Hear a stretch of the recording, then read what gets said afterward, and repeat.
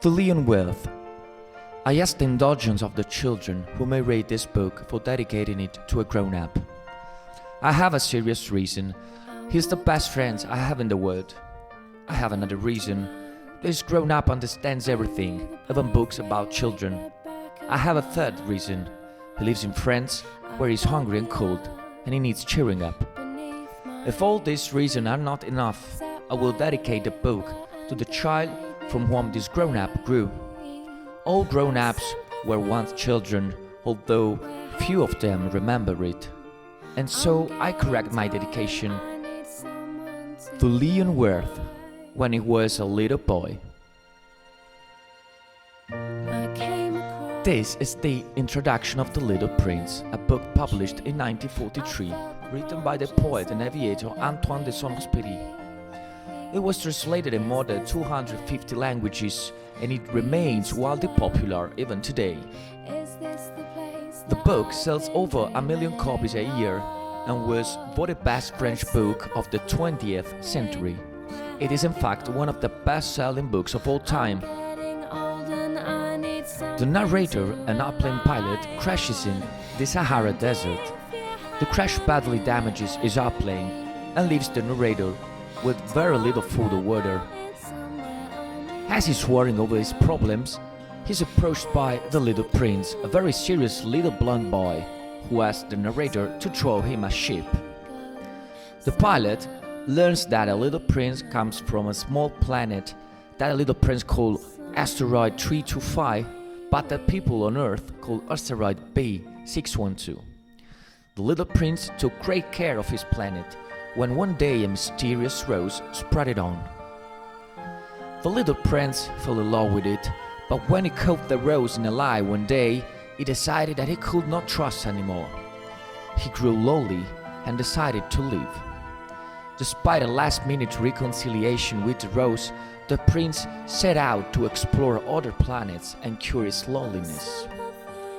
While journeying, the narrator tells us the little prince passes by neighboring asteroids and encounters for the first time the strange, narrow-minded world of grown-ups.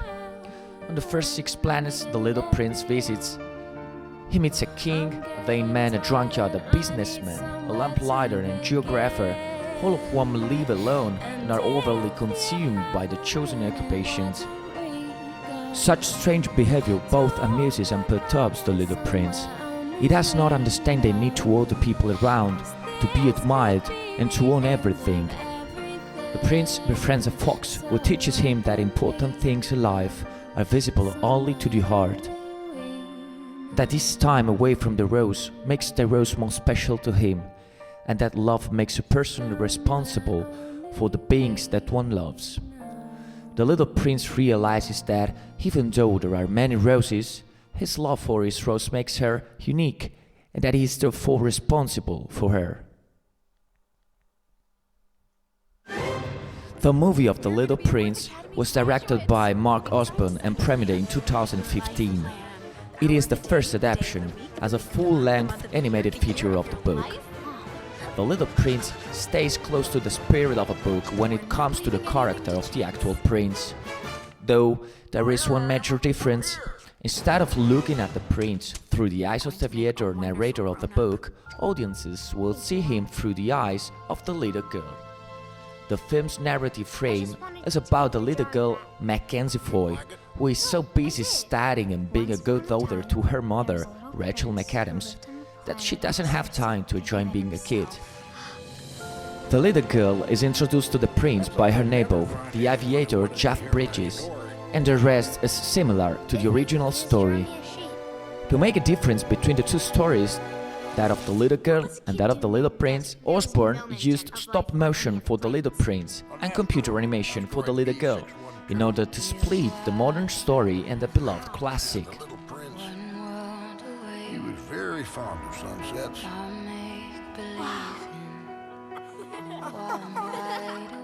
Did you finish your study work? Not exactly. I made a friend. If you study hard and you stay completely on track with the plan, you can spend some time with your new friend next summer. Look at that. The stars are out.